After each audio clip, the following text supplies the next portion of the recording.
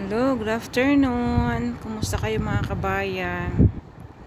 Andito ako sa rooftop, nagpapahangin. Yan. Nakikita nyo yan? Tangke ng tubig. Pinakataas ng bahay is tangke ng tubig. Lahat yan, mayroong tangke ng tubig. Lahat yan. Lahat ng bahay, meron silang tangke ng tubig. Yan. Yan. Tangke ng tubig. Tapos ano yung tawag dyan? Yung parang ano? Receiver ba yan? Tapos yung mga converter ng aircon. Tapos sumunod dyan sa baba niyan is mga room ng katulong. Paglabas mo, lahat makikita mo building.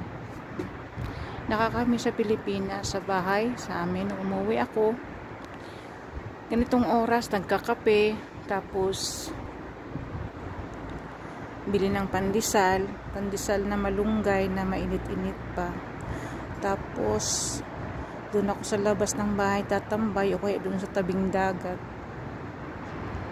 Sa seawall kasi malapit kami sa dagat. Tapos lalanghap ng sariwang hangin. Dito ibang-iba. Lalabas ka, yan makikita mo, ganyan. Kahit sa labas, kahit sa baba, ganyan din makikita mo. Wala makikita nga. Kaya, mas maganda talaga sa Pilipinas. Diba? Labas mo ng bahay. Marami kang makikita. Kasalubong, mga kapitbahay. Dito wala. Yung ganyan lang, parang ano. Parang horror town ba? Kita mga sasakyan nakapark yan. Boring, no? Ito lang.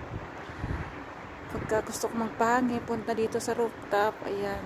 Tapos pagka napunta na ako ng rooftop, mamimiss ko na yung buhay sa Pilipinas. There's no place like home, mga kabayan. Hello sa kapitbahay ko, may Pilipina dyan. Dyan may Pilipina dyan. Dito may Pilipina. Maraming Pilipina dyan. Hello mga kabayan. God bless sa inyo. Kayo ba'y nagkapinatara at magkapina tayo? Shout out sa kapitbahay ko nandoon. Sa kapitbahay ko. God bless mga kabayan. Ingat kayo. Ang taas niyan. Oh, Diyos ko po. Ang taas niyan. Ingat kayo mga kabayan. God bless.